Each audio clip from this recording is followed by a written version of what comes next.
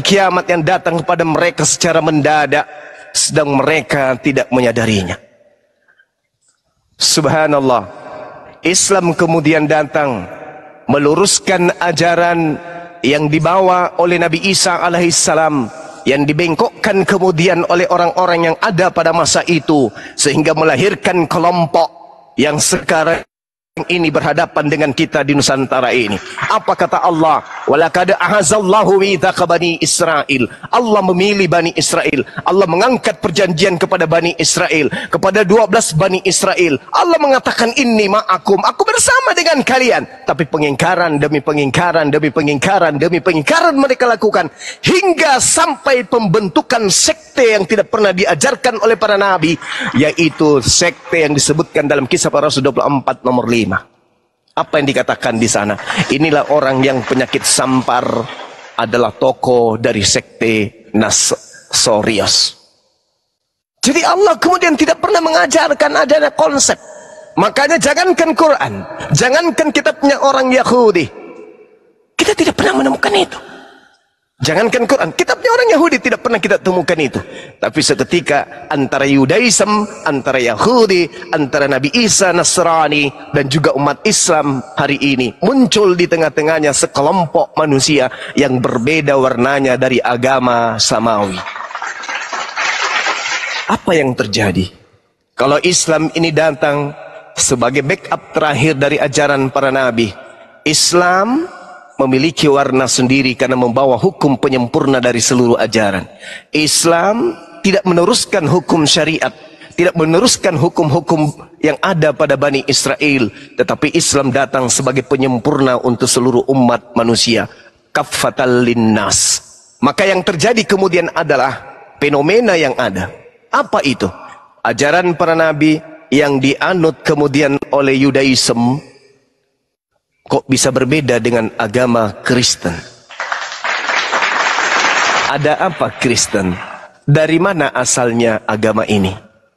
Kok berbeda dengan ajaran para nabi? Setidak-tidaknya ajaran para nabi masih kita lihat kemudian dalam prosesi kehidupan keagamaan orang-orang Yahudi, Yudaism, yang aktif kemudian menjalankan yang mereka sebut kitab Tanak. Berbeda, beda akidah, beda kitab, beda Tuhan, beda agama. Ada apa? Kalau agama Kristen ini benar berasal dari Yudaism, berasal dari para nabi, kenapa bisa beda warna? Kenapa bisa beda Tuhan?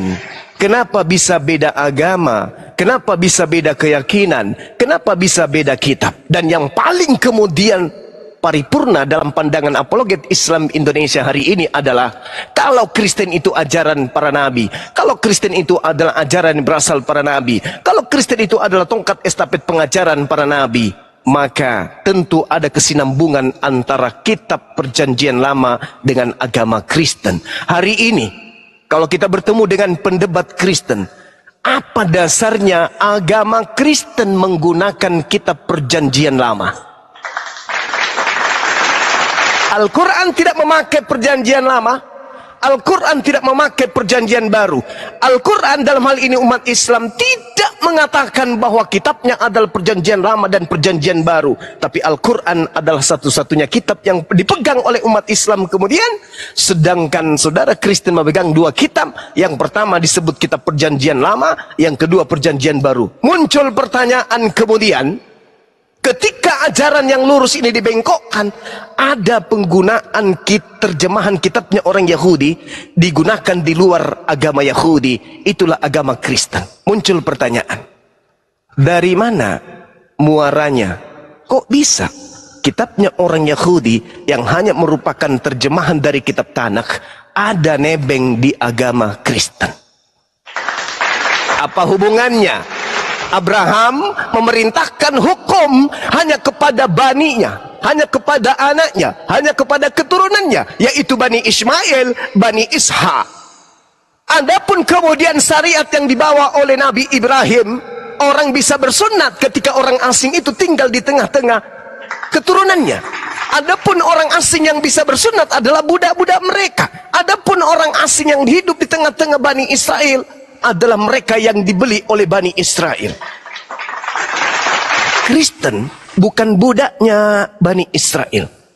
Kristen juga tidak dibentuk di tengah-tengah pengajaran para nabi Israel, dan tak ada satupun poin dari beberapa kitab di kitab Tanakh itu diutus untuk bangsa di luar Bani Israel. Tapi kenapa hari ini agama di luar Bani Israel bernama agama Kristen bisa mengambil terjemahan kitab Tanakh milik agama lain, milik kaum lain, milik bangsa lain, milik umat lain, milik agama lain yang sama sekali tak ada hubungannya dengan Kristen. Inilah yang kemudian ketika Nabi Isa mengatakan, aku diutus untuk mengatakan kepadamu, hadza siratul mustaqim, inilah jalan yang lurus itu. Apa? Menyembah Allah, Tuhanku dan Tuhanmu. Innallaha huwa rabbi wa rabbukum fa'budu.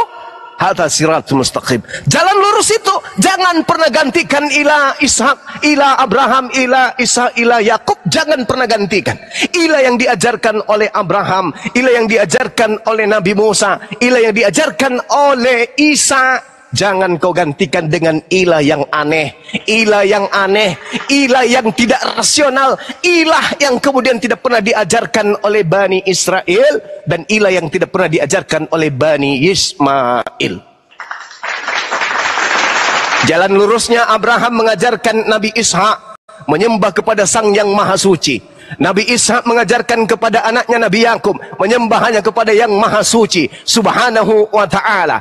Nabi Yakub mengajarkan kemudian kepada keturunannya sampai kepada Nabi Musa. Nabi Musa menerima pengajaran menyembah hanya kepada Sang Yang Maha Suci lagi Maha Tinggi Subhanahu wa ta'ala. Kemudian turun lagi kepada Daud. Daud pun menerima pengajaran hanya menyembah kepada Sang Yang Maha Suci lagi Maha Tinggi Subhanahu wa ta'ala. Kemudian dari Daud sampai kepada keturunannya Salomo. Salomo pun menerima pengajaran menyembah hanya kepada hakikat yang Maha Suci lagi Maha Tinggi Subhanahu wa ta'ala. Dari Nabi Salomo kemudian turun kepada keturunannya Nabi Isa alaihissalam, mengajarkan kemudian menyembah kepada hakikat pencipta langit dan bumi yang Maha Suci lagi Maha Tinggi. Sebelum sampai kepada Nabi Muhammad menyembah kepada hakikat yang Maha Suci lagi Maha Tinggi, di tengah-tengahnya ada pengajaran menyembah kepada makhluk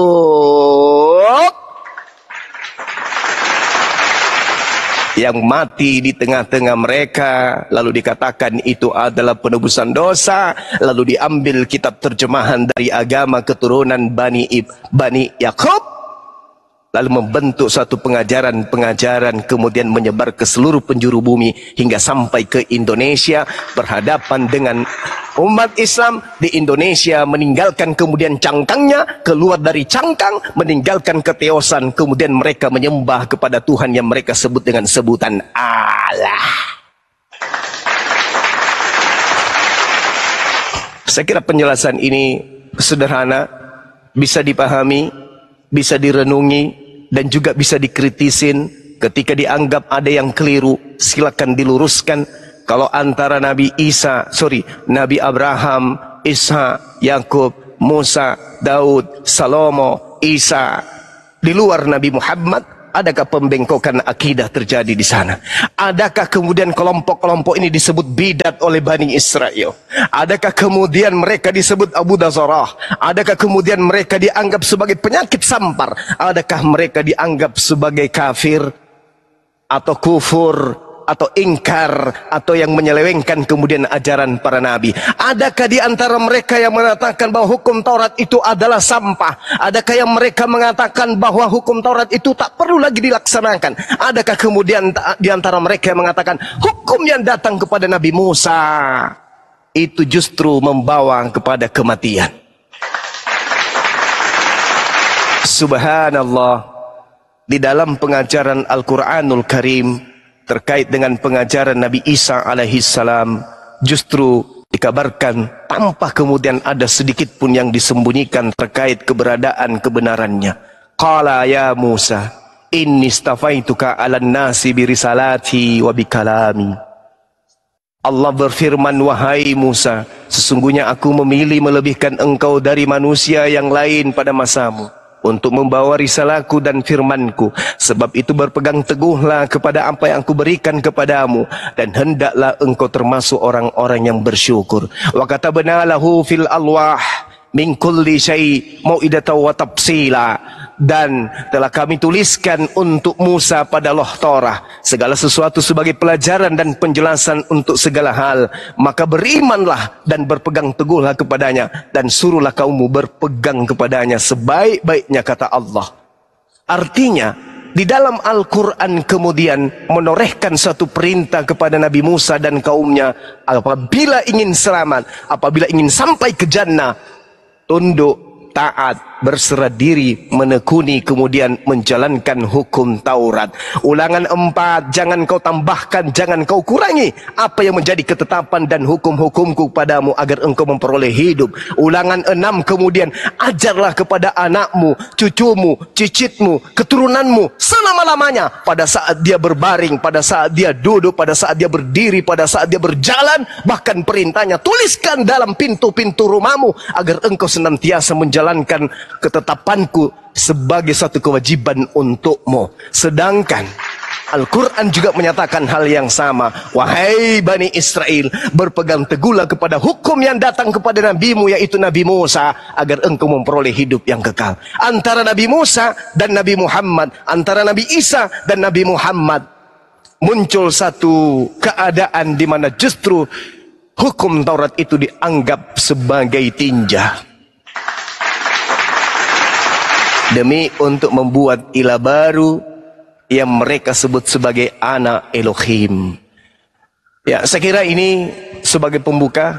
Bila saudara-saudara Kristen ingin kemudian bertanya lebih jauh, kita diskusi ringan. Semoga apa yang menjadi materi kita pada malam hari ini bisa memberikan edukasi kepada kita semua. Silakan. Masya Allah. Masya Allah, Masya Allah.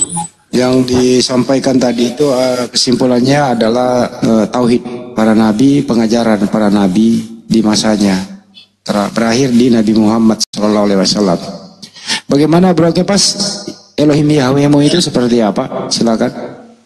Baik, terima kasih atas narasi maupun khotbah maupun tausiah yang telah saya dengar, yang dimana tausiah ini sangat keliru dengan ajaran Kristen Protestan bahwa Yesus Kristus adalah Tuhan Allah ataupun Yahweh Elohim yang menciptakan langit dan bumi, bahwa Yesus Kristus adalah Allah yang reinkarnasi menjadi manusia. Jadi ini bukan ajaran manusia, ya. Memang kalau nggak punya Roh Kudus memang agak repot, memang sulit untuk menerima Yesus sebagai Tuhan. Jadi sebenarnya saya pun mau berdebat pasti nggak terima karena nggak punya Roh Kudus, sama aja. Itu kira-kira. Terima kasih, Bang Juma. Bang Juma nggak punya Roh Kudus, jadi nggak nyampe ilmunya. Oke, baik. Satu hal yang perlu saya kemukakan di sini terkait dengan Roh Kudus. Ini noise enggak ya, teman-teman? Enggak, Bang. Aman. Enggak ya, alhamdulillah, masya Allah. Jadi kalau kita lihat Roh Kudus yang dipahami oleh, Roh Kudus yang ditorehkan di dalam Bible itu adalah roh yang menjadi pemersatu manusia. Mari kita bandingkan kemudian apa yang tertoreh kemudian 1 Korintus 12:4. Ada rupa-rupa karunia tetapi satu roh, dan ada rupa-rupa pelayanan tetapi satu Tuhan, dan ada berbagai-bagai perbuatan ajaib, tetapi Allah adalah satu yang mengerjakan semuanya dalam semua orang. Dalam semua orang. 1 Korintus 12 nomor 12 sampai nomor 13. Karena sama seperti tubuh itu satu, dan anggota-anggotanya juga banyak, dan segala anggota itu sekalipun banyak merupakan satu tubuh. Demikian pula Kristus, sebab dalam satu roh kita semua, baik orang Yahudi maupun orang Yunani, baik budak maupun orang merdeka, telah dibaptis menjadi satu tubuh, dan kita semua diberi minum dari satu roh. 1 Korintus 1 nomor 10. Tetapi aku menasihatkan kamu saudara-saudara, demi nama Tuhan kita, yaitu demi nama Tuhannya saudara kita Kristen, yaitu Yesus Kristus, supaya kamu setia seia sekata dan jangan ada perpecahan di antara kamu, tetapi sebaiknya supaya kamu erat bersatu dan sehati sepikir. Roh Kudus itu adalah roh pemersatu. Tapi apa faktanya? Ada berapa sekte di dunia ini dari Kristen? Katolik pecah menjadi Protestan. Protestan muncul lagi yang baru. Habis itu muncul lagi yang baru. Muncul lagi. Mana Roh Kudus? Yang disebut Roh Kudus itu roh pemersatu. Seluruh dunia yang disebut umat Islam, ketika dia membaca surah Al-Fatihah, maka semuanya Al-Fatihah. Bunyinya, lafaznya kemudian sama, maknanya kemudian sama, disiplin ilmunya kemudian sama, suaranya kemudian ketika dilafazkan itu sama. Bismillahirrahmanirrahim. Alhamdulillahi rabbil alamin. Ar-Rahmanir-Rahim. Maliki yaumiddin. Iyyaka na'budu wa iyyaka nasta'in. Ihdinas siratal mustaqim. Siratal ladzina an'amta 'alaihim ghairil maghdubi 'alaihim waladdallin. Seluruh dunia pecah rua dengan suara amin. Subhanallah. Ini baru Roh Kudus, roh pemersatu. Ya, kalau di saudara untuk menentukan konsep Yesus ini Tuhan atau bukan aja, masih sampai hari ini juga ribut. Lalu mana roh pemersatu itu? Mana Roh Kudus itu? Yang dikatakan Roh Kudus itu adalah datang dari Allah, menyatakan kebenaran dari Allah, untuk membuat kemudian orang itu beriman dalam satu panduan la ilaha illallah, Rasul utusan Allah. Hanya itu aja, tak ada yang lain. Sedangkan kalau Anda mengatakan Roh Kudus, Bang Suma tidak memiliki Roh Kudus, apa yang Anda punya sebagai manusia yang saya tidak punya? Pembeda kita hanyalah kepercayaan.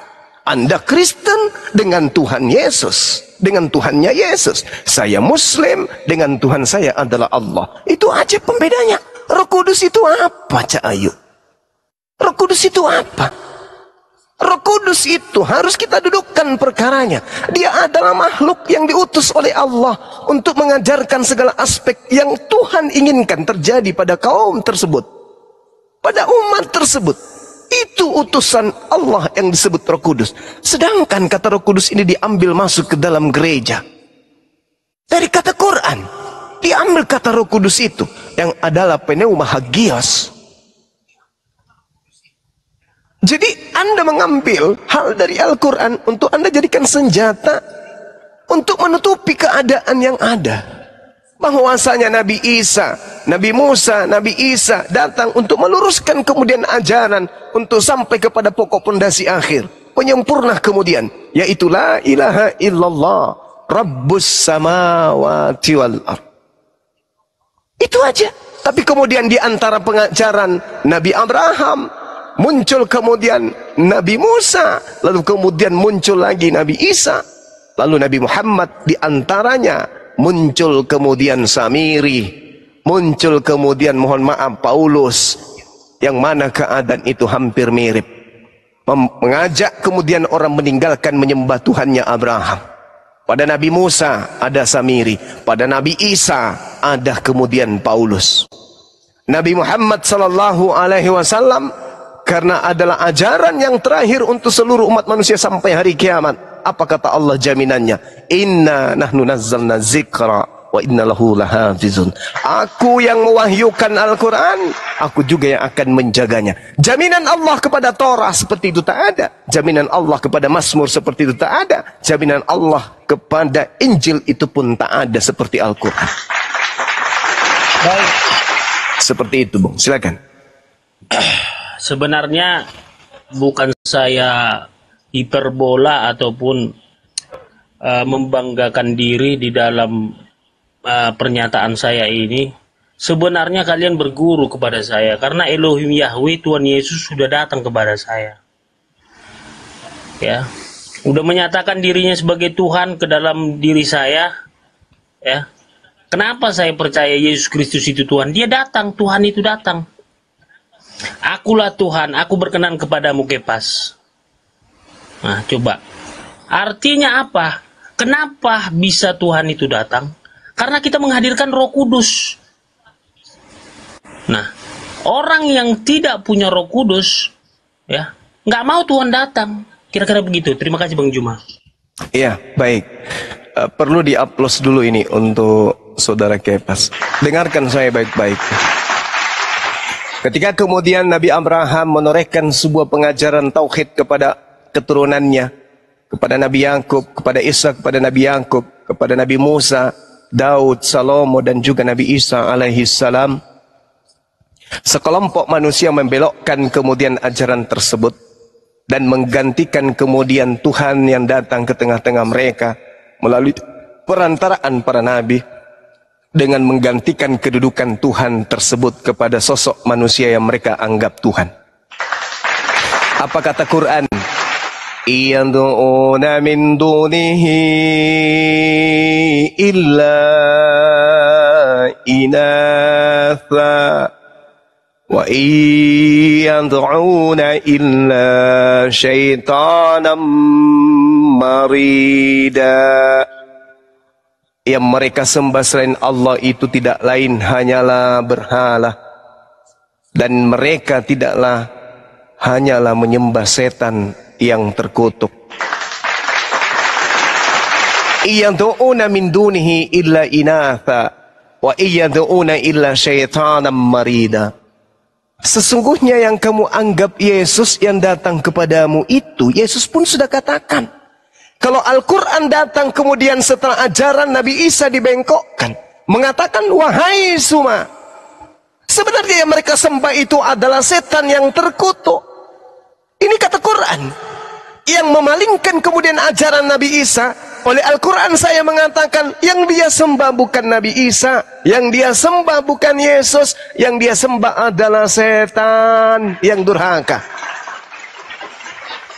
Ah, itu kan Quran Bang Suma. Tunggu dulu. Kesinambungan antara Nabi Isa alaihissalam dan Nabi Muhammad. Hadza sirati mustaqim. Inilah jalan yang lurus, yaitu hanya menyembah kepada Allah.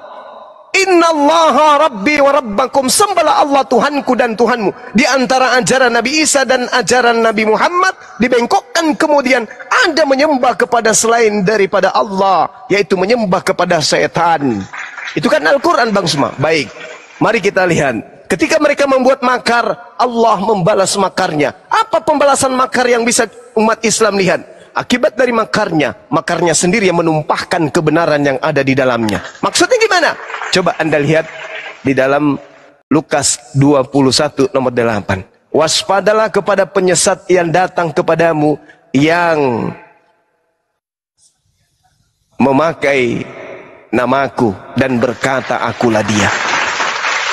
Yang datang setelah Yesus menurut Yesus adalah penyesat, dan penyesatnya memakai nama Yesus. Jadi penyesat yang datang diakibatkan oleh tanda-tanda pembengkokan akidah. Yang tadinya Nabi Musa menyembah hanya kepada Allah, Nabi Isa menyembah hanya kepada Allah. Penyesat iblisnya datang membisikkan kepada orang-orang yang disesatkan dengan mengatakan, akulah Isa, akulah Yesus, Tuhanmu. Sejak kapan Yesus mengajarkan dirinya adalah Tuhan? Sejak kapan Yesus mengajarkan dirinya adalah ilahi? Sejak kapan Yesus mengajarkan dia adalah Allah? Dia adalah Elohim. Tidak pernah. Tetapi hari ini kemudian seibarat ada orang berjalan ke pasar, kemudian dia dihipnotis, kemudian dia dibohongin, kemudian dia ditipu. Orang yang sedang tertipu, sedang dalam keadaan ditipu, dalam keadaan terpedaya, orang tersebut tidak akan sadar. Yang namanya tertipu, yang namanya korban penipuan, yang namanya orang yang tertipu, pada saat dia tertipu tidak akan sadar kalau dirinya ditipu. Orang yang tertipu tidaklah disebut ditipu, tidaklah disebut korban sebelum orang yang tertipu ini sadar kalau dirinya tertipu. Adanya kata tertipu karena ada korban. Korban penipuan tidak sadar pada saat dia tertipu. Inilah yang saudara alami. Inilah yang saudara Kepas lakukan. Masalahnya sekarang adalah bukan hanya tertipu oleh unsur luarnya, tetapi Anda yang berani-berani menipu diri Anda sendiri. Anda yang menipu diri Anda sendiri. Kitab Anda yang menorehkan, waspadalah kepada penyesat yang datang kepadamu dengan memakai namaku. Nama siapa? Nama Yesus. Matius 23 nomor 24 dan seterusnya. Waspadalah, sebab nabi-nabi palsu, Mesias palsu, Yesus palsu akan datang kepadamu menyamar kemudian, bahkan melakukan mukjizat demi untuk menyesatkan banyak orang. Waspadalah kepada Mesias palsu dan nabi-nabi palsu yang datang kepadamu. Mesias palsu artinya Isa palsu, Yesus palsu. Setelah Nabi Isa terangkat ke langit, muncul kemudian Mesias palsu.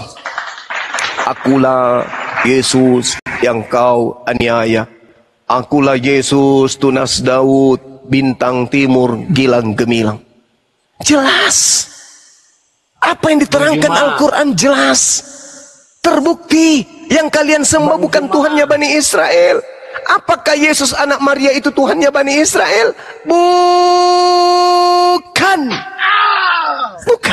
Yesus itu manusia, bukan Tuhannya Bani Israel.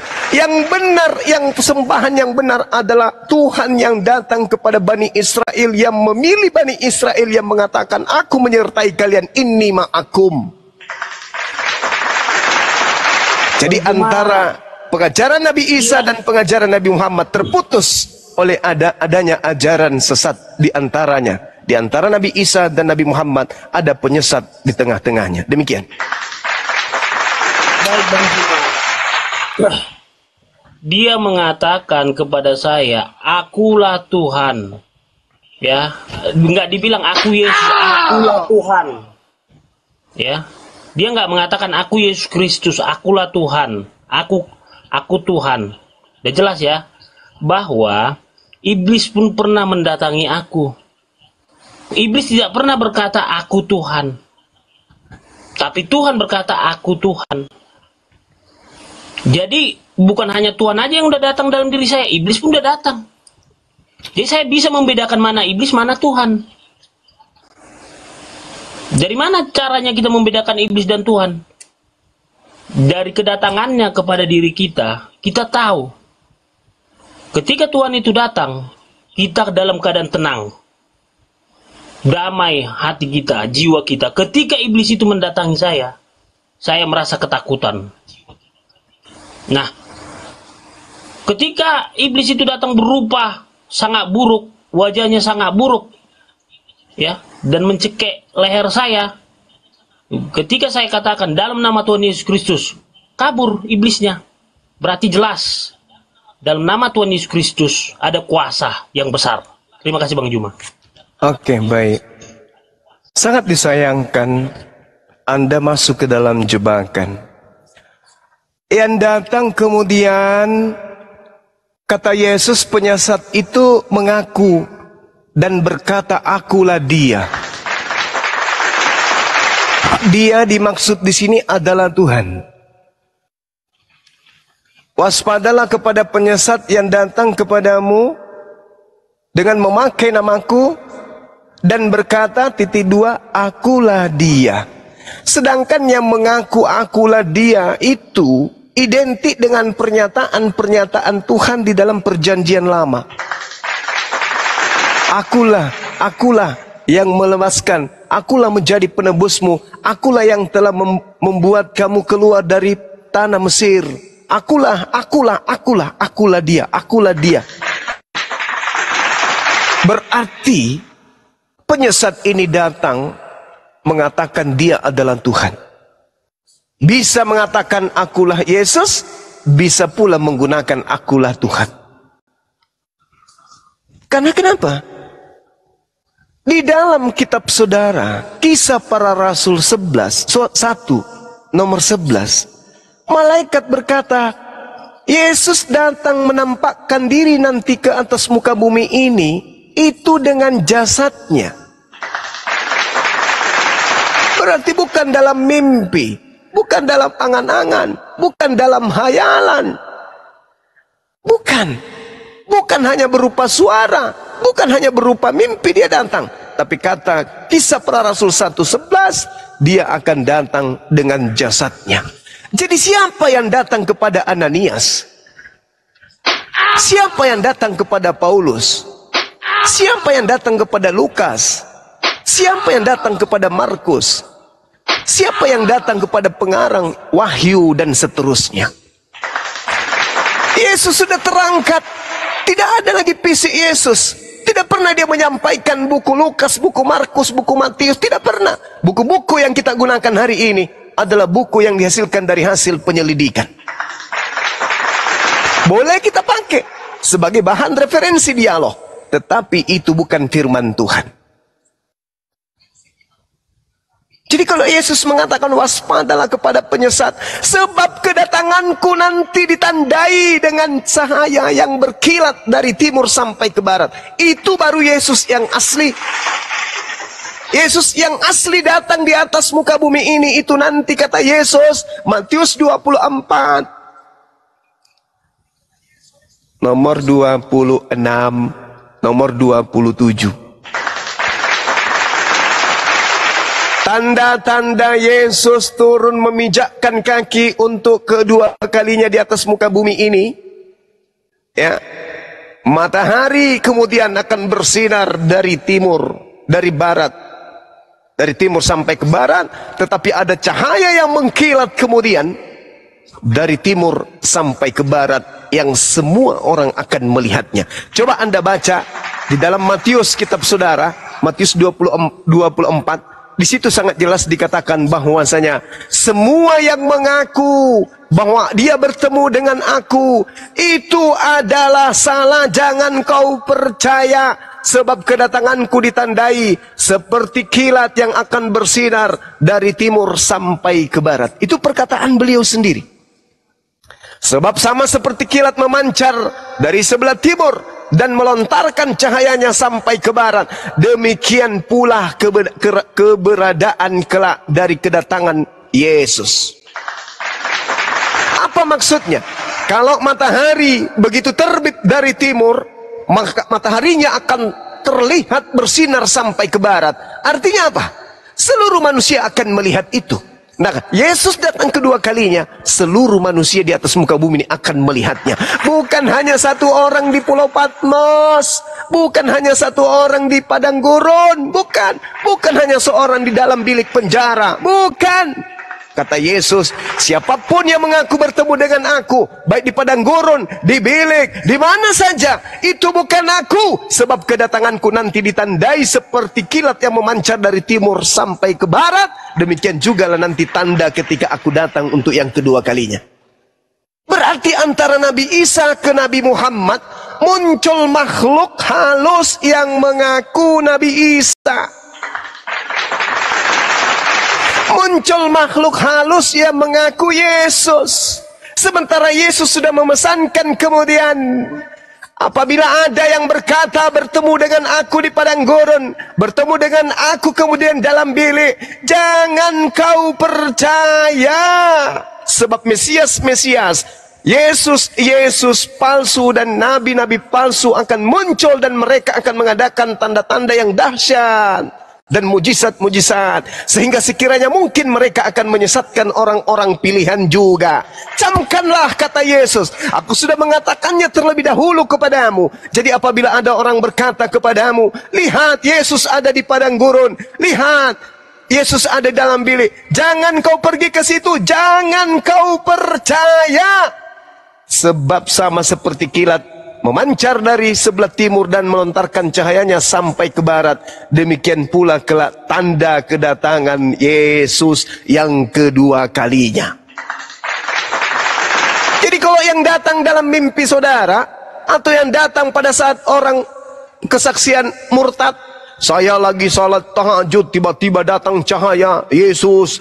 Saya umroh, lalu kulihat Yesus di atas Ka'bah duduk bersilah. Ada-ada saja.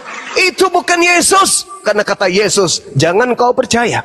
Sebab kedatanganku kedua kali nanti tandanya seperti ini.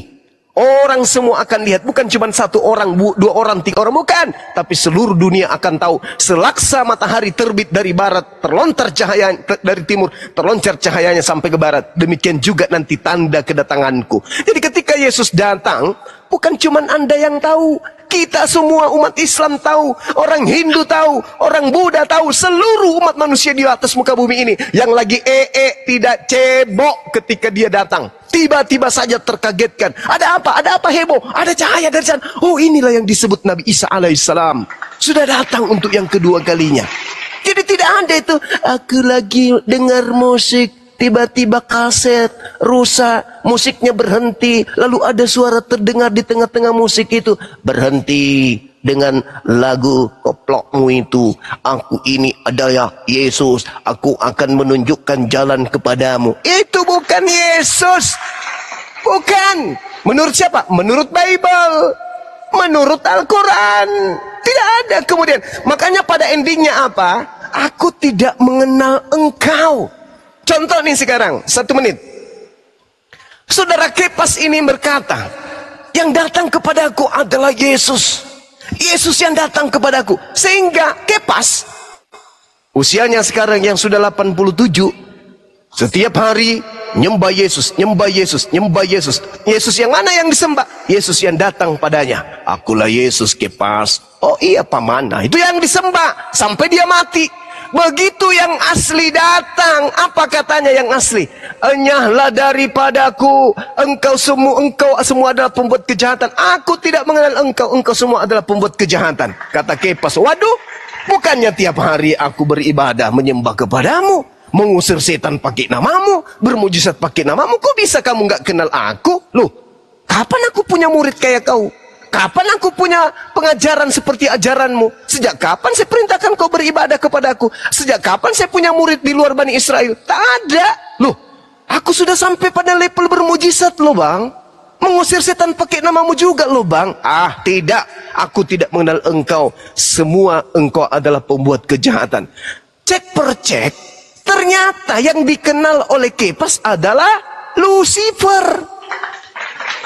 Makanya Al-Quran mengatakan wa iyad'una illa syaitanam marida iyad'una min dunihi illa inatha wa iyad'una illa syaitanam marida. Yang mereka sembah itu adalah berhala, yang mereka sembah itu adalah inasan, yang mereka sembah itu adalah iblis.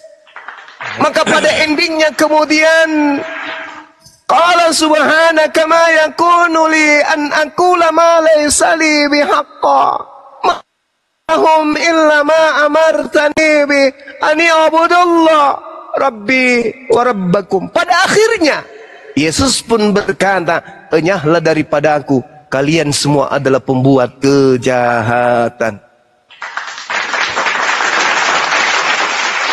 Silakan. Baik. Saya katakan antara Nabi Isa dan Nabi Muhammad di tengah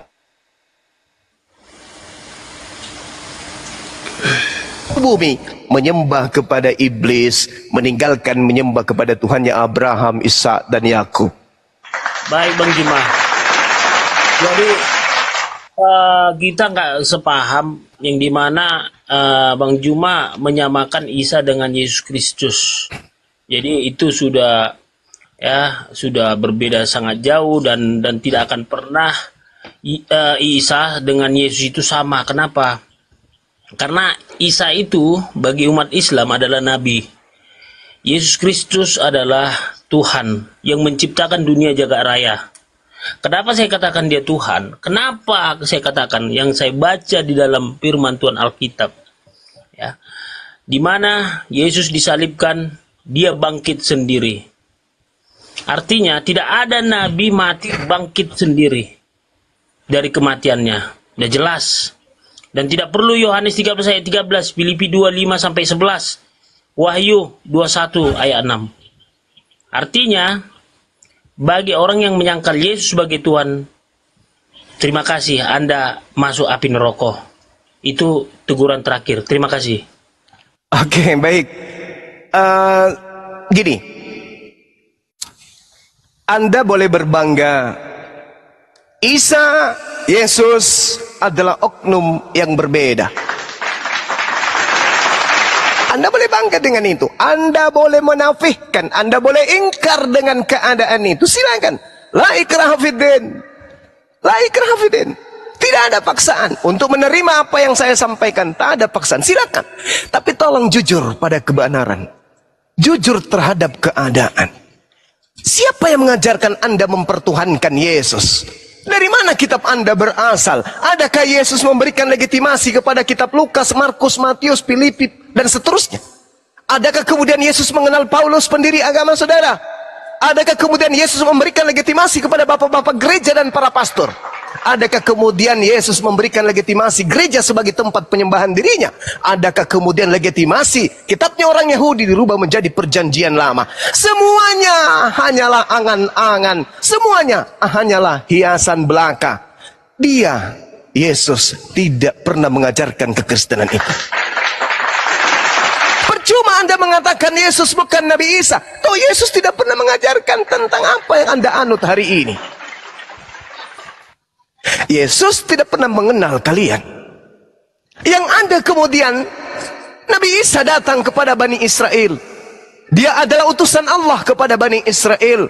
Terputus kemudian benang merah ketika orang bikin makar tentang ajarannya. Makarnya adalah munculnya sebuah sekte baru yang mengajarkan Nabi Isa yang dibuang oleh kaumnya, oleh bangsanya, dipungut oleh bangsa barat dan dijadikan sebagai salah satu dewa di antara 3 dewa. Dan piring saya jatuh, subhanallah. Saya jadi kaget. Ini gara-gara kepas ini. Tolong penonton, mati lampunya juga padam. Oh, ini gila ini. Ada penghuninya. Sorry. Bukan. Ini aja piringnya. Piring terbang. Ini namanya Peter Sampang. Peter piring terbang sampai ke lapangan. Sorry. Jadi begitu. Sabar dulu, saya belum selesai. Dibalik aja piringnya, nak. Dibalik. Ya, dibalik. Ya, mulutnya si kepas nggak sampai keluar HP untuk makan nasi saya, enggak lah. Ya, gitu aja. Oke. Jadi ketika saudara mengatakan Isa, Yesus bukan sama, tidaklah sesuatu orang yang sama. Saya katakan ya. Yes. Saya hanya mendudukkan perkara yang sesungguhnya. Nabi Isa datang ke tengah-tengah Bani Israel, mengajarkan Injil. Injil yang diajarkan oleh Nabi Isa. Muncul penulis-penulis yang bercerita dan menulis tentang keadaan itu. Apa yang mereka tuliskan? Pada saat kemudian Yesus bersama Filipus ke Galilea, pada saat Yohanes ditangkap, Yesus datang ke Galilea, mengajarkan Injil kerajaan Allah. Kemudian Filipus, Kemudian Filipus mengajarkan Injil kerajaan Allah. Kemudian Yesus memanggil Filipus untuk datang mengajarkan Injil, mengabarkan Injil. Sayangnya, Injil yang dimaksud di sini, di dalam kitab saudara, di Markus 14, di Markus 1, itu bukanlah perjanjian baru yang Anda pegang hari ini. Injilnya Yesus adalah segala firman yang Yesus sampaikan kepada Bani Israel. Sedangkan Injilnya Kristen adalah segala yang dituliskan oleh penulis-penulis Bible. Jadi antara Injilnya Yesus dan Injilnya Kristen itu berbeda. Dan kemudian Al-Quran mengatakan Nabi Isa datang mengajarkan Injil di tengah-tengah Bani Israel. Nabi Isa ditolak, Nabi Isa diingkari, bahkan kemudian berupaya untuk dibunuh. Hasil dari pembunuhan inilah kemudian menjadikan sebuah keadaan yang mereka bunuh adalah bukan Nabi Isa, melainkan orang yang diserupakan. Keadaan inilah yang terjadi pada tempat kejadian perkara. Jauh setelahnya kemudian muncul sebuah sekte menjadikan keadaan itu berubah. Makanya di dalam Matius 24 nomor 15, apabila sang pembinasa keji berdiri di tempat yang suci, kudus, sebagaimana yang dinubuatkan oleh Nabi Daniel. Ternyata Nabi Daniel menubuatkan di dalam Daniel 7 nomor 25. Apa kata Nabi Daniel? Ketika kemudian sang pembinasa keji ini datang, dia akan membantah perkataan-perkataan yang maha tinggi dan memutarbalikkan hukum. Nabi Isa yang tadinya diutus kepada Bani Israel diputarbalikkan kemudian keadaan dia adalah reinkarnasi dari Tuhan, kemudian namanya dirubah menjadi Yesus. Itulah keadaan yang ada. Silakan. Nah, kalau Bang Juma mengatakan Yesus Kristus sebagai utusan, ada tertulis di Alkitab.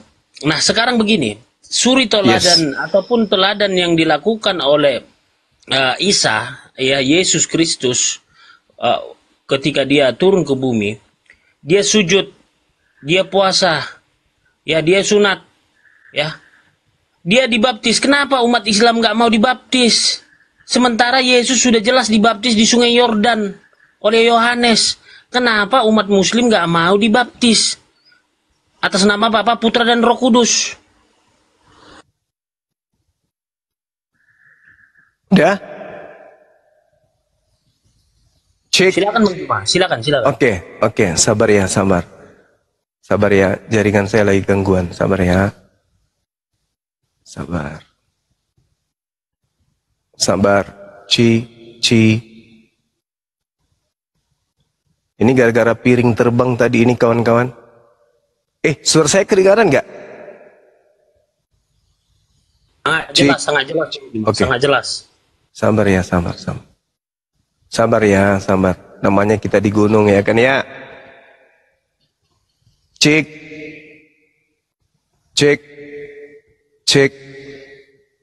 Sabar ya Bang Kepas. No internet. Ini jam berapa ya? Oh. Cek.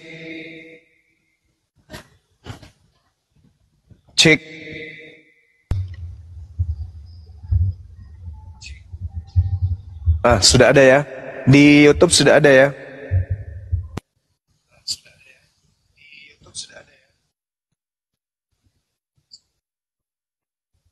Kok semua teman enggak ada suaranya ya? Bagus suaranya Bang Juma. Oh iya, sorry. Sorry. Di YouTube saya error. Sabar. Aku anak desa, tubuhku kuat. Teman-teman yang di YouTube sudah ada suara saya kan? Oke. Sudah Paman. Oke, baik. Nah, sekarang pertanyaannya adalah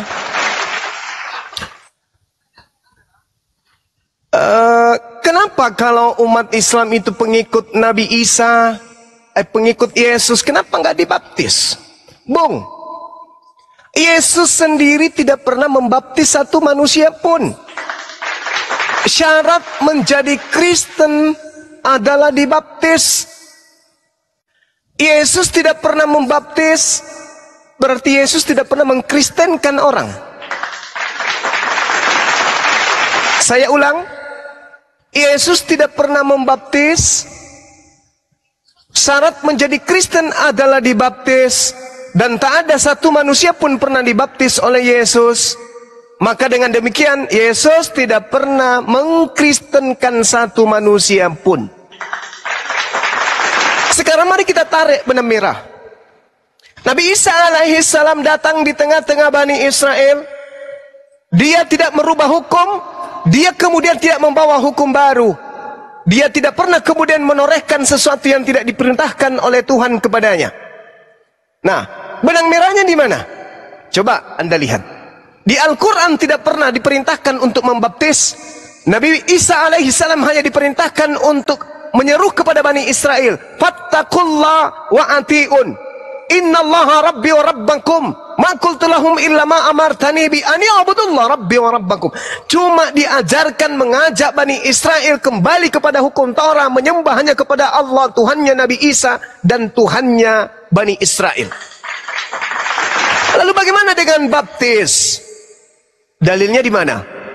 Markus 16 nomor 15, nomor 16, nomor 17, nomor 18, nomor 19, nomor 20. Kalau hal ini adalah sesuatu yang benar, bukan sesuatu yang menjadi pengajaran yang muncul belakangan pada abad-abad setelahnya.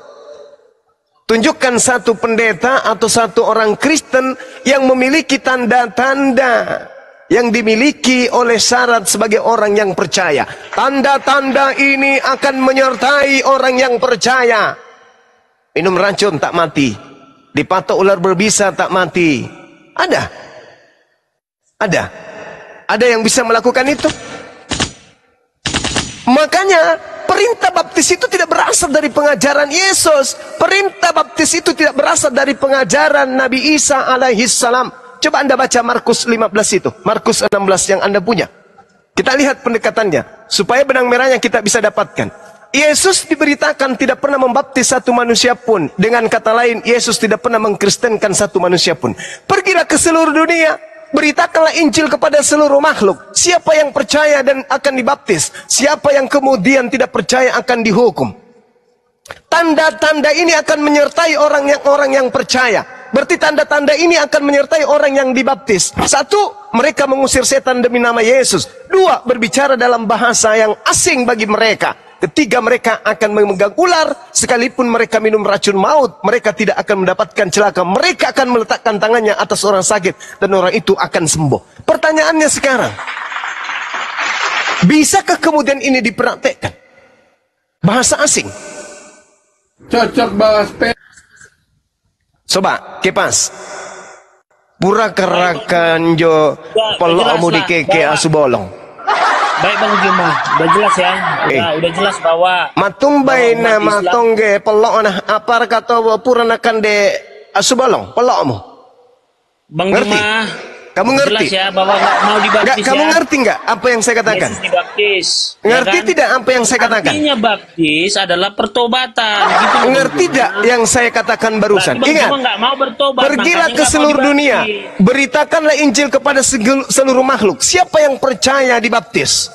Nah sekarang Yesus mengajarkan, misalnya dia yang mengajarkan baptis, tanda-tanda percaya itu salah satu adalah mengerti bahasa asing.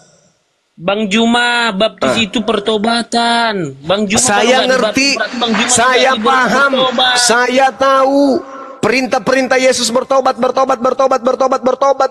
Sebab kiamat sudah dekat. Saya tahu. Ini mengenai baptis yang Anda pertanyakan tadi. Kalau bertobat, saya setiap hari bertobat. Setiap saat saya beristighfar. Jangan ajarkan saya bertobat itu. Karena itu adalah pekerjaan lisan saya. Sekarang permasalahannya adalah lahir baru Bang Juma. Bertobat itu lahir baru. nah, ini doktrin. Kalau baptis itu adalah ajaran Yesus, coba purang kukumande. Tai pambe. Oh dika nah. Kau ngerti bahasa saya? Oh, jadi gitulah Bang Juma. Closing statement aja lah. Terima kasih lah, berbeda keyakinan kita. Iya dong. Berbeda keyakinan. Ini dalil. Dan satu hal hadiah untuk Anda. Markus 16 itu hanya sampai data nomor 9. Nomor 8. Data nomor 9 sampai dengan data 20 itu tidak ditemukan di manuskrip Codex Sinaiticus Vaticanus. Jadi Markus 16 itu hanya berhenti sampai data nomor 8. Lalu mereka keluar dan lari meninggalkan kubur itu sebab gentar dan dahsyat menimpa mereka. Sampai di situ. Baik Bang Juma, demikianlah Yesus ketika dia masuk ke bait suci ya, yang ditolak oleh bangsanya sendiri. Dia mengibaskan jubahnya Demikianlah Yes. saya akan mengundurkan diri. Terima kasih Bang Juma, saya akan mengundurkan Oke, diri silakan. saya. Ketika Yesus, Nabi Isa ditolak di tengah-tengah Bani Israel, kalau Bani Israel saja menolaknya, lalu siapa Anda? Saya adalah Kristen yang bertumbuh di Nusantara ini. Ajaran saya berasal dari barat. Dari barat, dari mana barat? Dari barat menerima dari mana? Dari Mesir, Turki. Siapa yang memberikan? Kaisar Ptolemy II yang memberikan itu. Kaisar Ptolemy yang memberikan itu kemudian. Apa hubungannya dengan para nabi? Putus. Apa hubungannya dengan macet total? Tak ada hubungannya sama sekali. Inilah yang saya katakan antara Nabi Isa alaihissalam dan Nabi Muhammad sallallahu alaihi wasallam terputus ajarannya dikarenakan ada yang mensabotase di tengah-tengahnya. Demikian. Silakan sahabat-sahabat diambil alih. Ini mie saya pesan 1 bungkus karena sudah 2 jam. Jadinya ini kalau saya bungkus kembali jadi 7 bungkus ini. Jadi melar ya. Iya, sudah kayak ular kobra kulihat ini besar. Mie-nya sebatannya kayak ular piton. Gimana dong? Kasihan udah dingin. Mana lagi banyak semut. Banyak juga tawon yang loncat-loncat di dalamnya. Ya Allah ya Karim. Tadinya mie gua sekarang udah kering. Ada lagi nih ya. Mie-nya udah bengkak kayak ular piton Bang Deni. Ini cabai yang ada di dalamnya tadi kan ku minta digunting, dipotong-potong, dia nggak dipotong. Akhirnya apa? Tumbuh kulit dan daunnya. Ya Allah ya Karim, segitunya Masya Allah. Mentang-mentang saya anak tiri di sini ya. Begini nasib jika bujangan. Kemana-mana makannya Indomie. Tak ada mama yang memasak.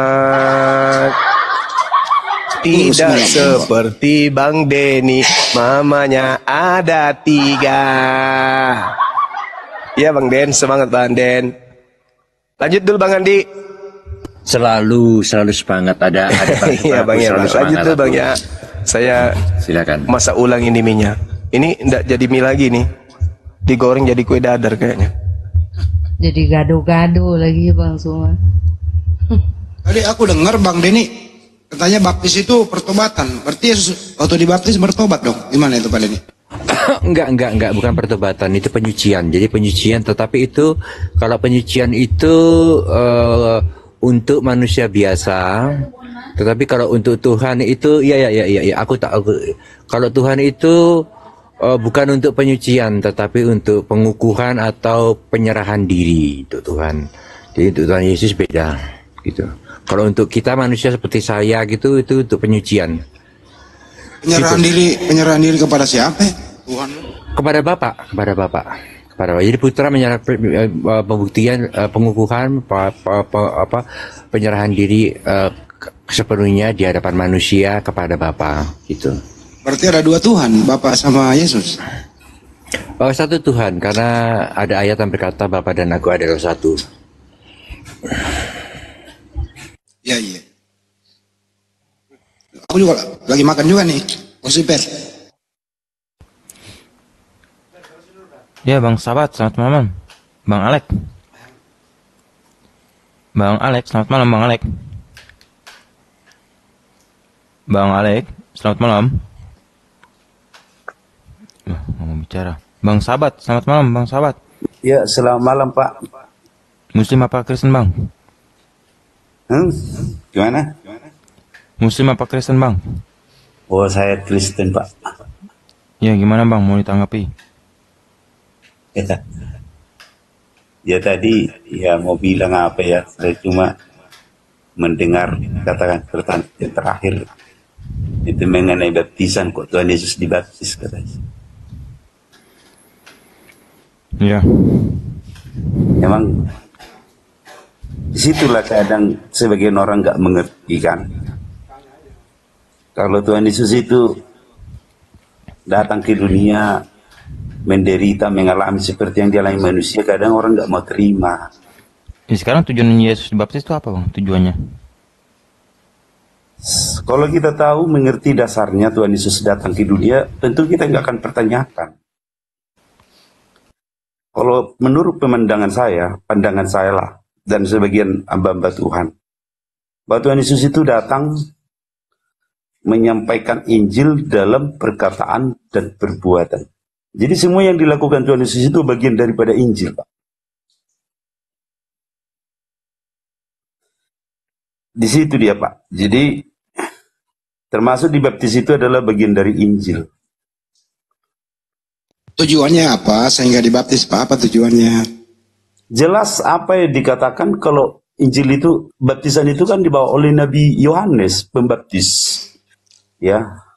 Yohanes Pembaptis kan sebagai nabi untuk pengantara orang-orang supaya bisa sampai kepada Kristus. Jadi tanpa baptisan orang tidak akan sampai kepada Kristus. Saya nggak nanya Bapak, kan Yesus dibaptis. Ya. Tujuan Yohanes membaptis Yesus itu apa? Tugas Yohanes kan ada ditulis, Pak, di dalam Alkitab. Dia adalah pembuka jalan untuk mempersiapkan jalan Tuhan, gitu dia. Di dalam hati manusia, gitu dia, Pak, maksudnya. Kalau Pak sahabat dulu dibaptis, tujuannya apa kalau Kristen dibaptis, Pak?